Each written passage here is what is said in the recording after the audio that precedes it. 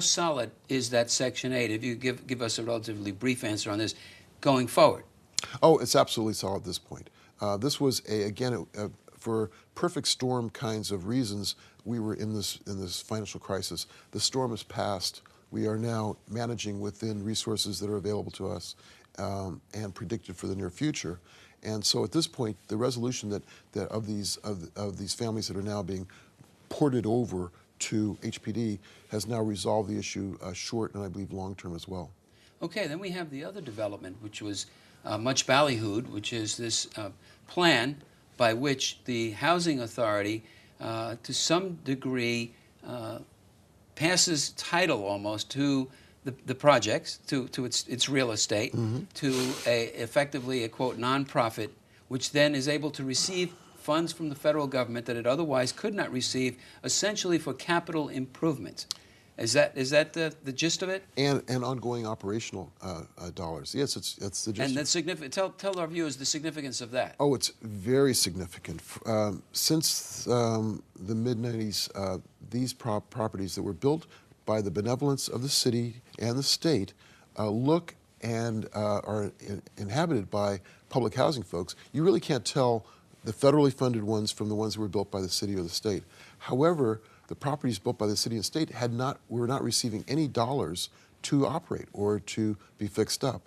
This particular what was going on was that for years and years, NYCHA was using dollars they were getting. NYCHA being New York City Housing Authority was using dollars they were getting from the federal government and bleeding it away from where the properties were given the money to help support the operations of these other properties that weren't getting any dollars.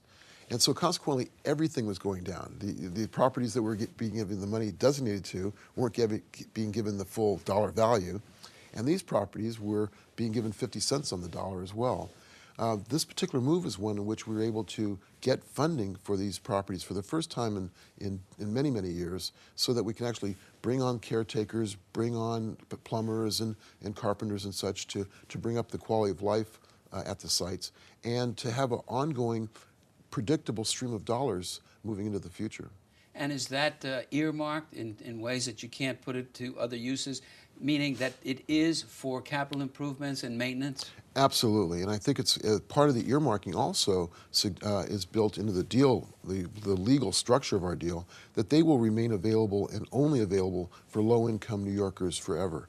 Before we get into some of the controversies relating to that, I know you're relatively new on the job here, but could you give me a percentage, as we speak, of elevators that are working in New York City Public Housing Authority projects? Well, as of last night, okay. I think there were. I'll take that. Out of the 2,800 elevators that are within in our portfolio, which is probably more elevators than there are in cities like Cincinnati or places, just to put things in perspective.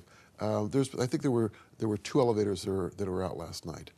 The elevator crisis. Now that sounds like a pretty unusually low number. I've been around this town for a long time, and the saga of public housing tenants and elevators has been goes back almost to biblical times.